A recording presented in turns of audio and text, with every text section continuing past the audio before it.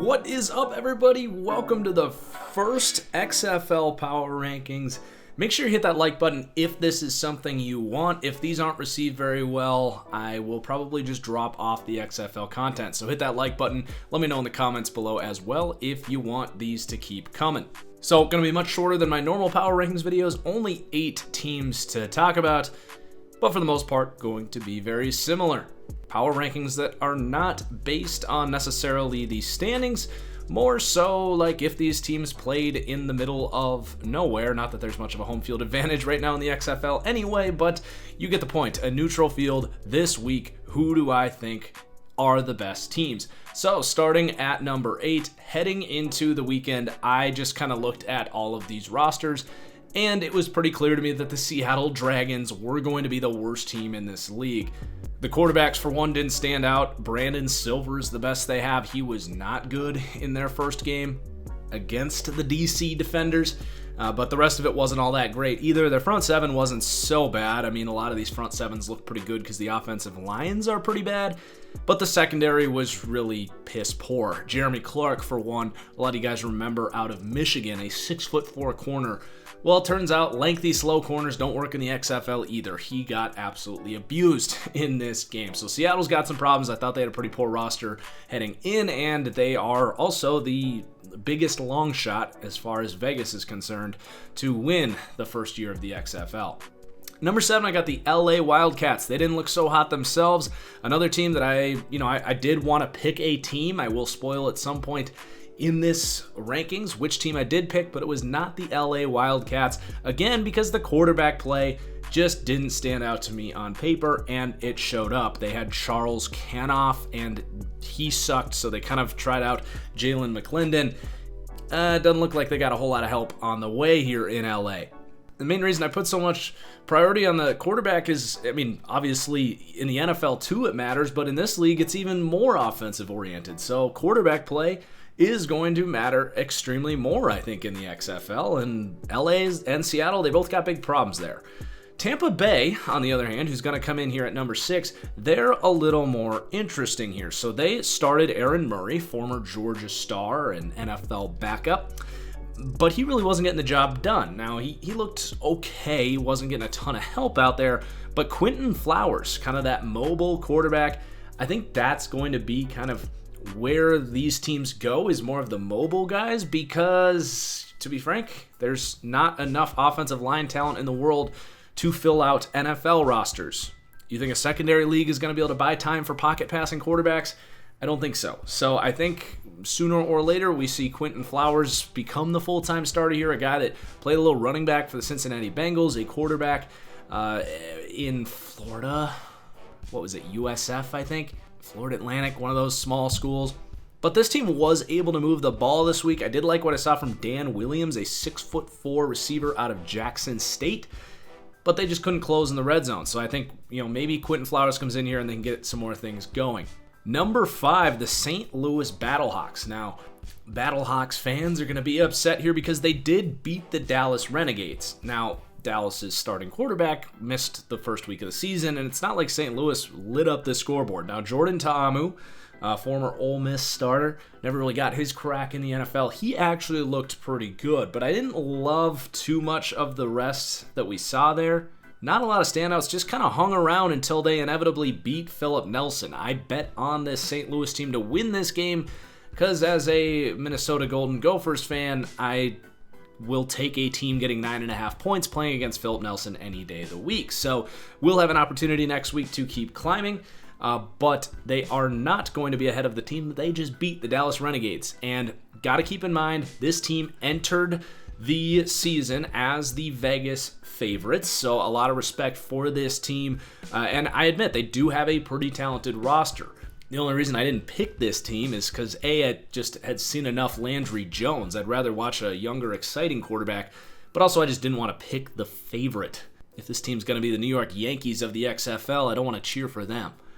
But that said, Landry Jones is the highest paid player in this league. He's familiar with this offense, with Mummy, the offensive coordinator there. So I do think this team's going to bounce back. once they get their quarterback in there and get Philip Nelson off the field.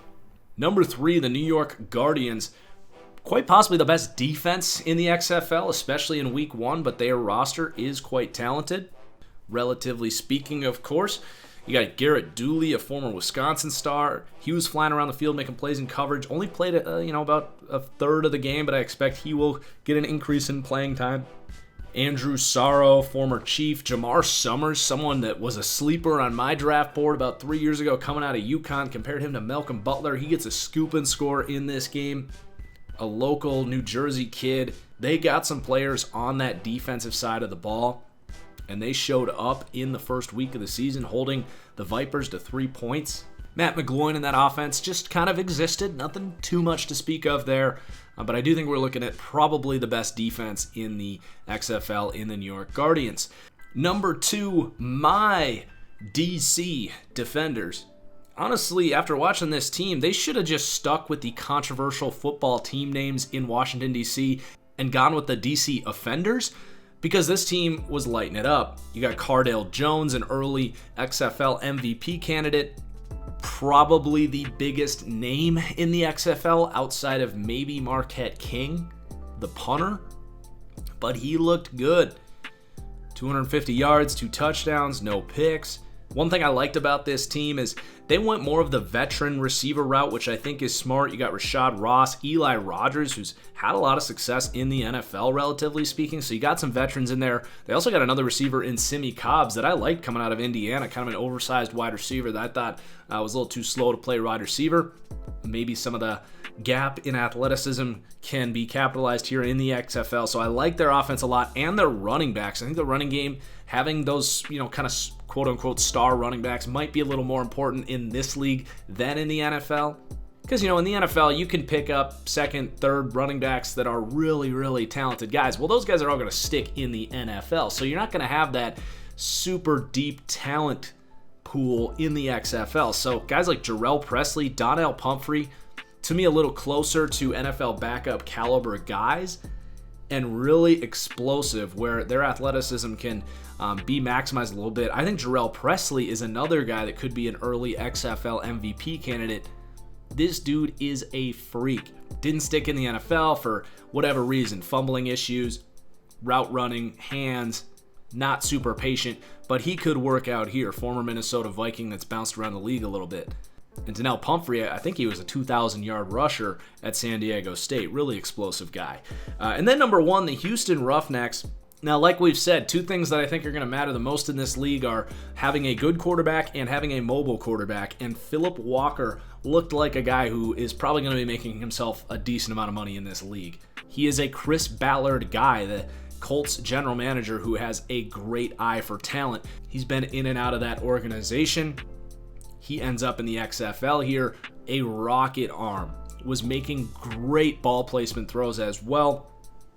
He's a great athlete as well, so I do like what we see from that offense. They've got Sammy Coates in there on offense, and he is just his old self, whether it's in the NFL or the XFL. Really great athlete, good run after the catch, but God, he just lets the ball bang off his chest every time he's throwing the ball.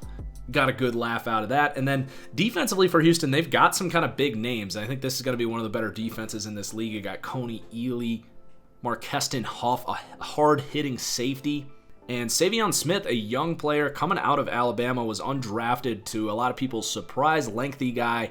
Obviously, anyone that started at Alabama, you want to give a little eye to.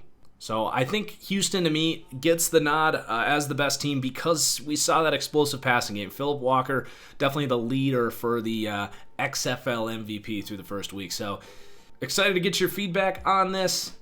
I kind of imagine getting a little rundown of what happened might be good, especially with a lot of these players. We want to know who's on what team and what teams are good and what guys might make their way into the NFL. That's kind of what I'm hoping for this power ranking, kind of make following the XFL a little easier on a week-to-week basis, just to know what's going on a little bit, maybe where you should put your money if you do want to gamble on these games. But that's it. Again, please do hit that like button. Cheers as always, and we'll see you later. Peace out.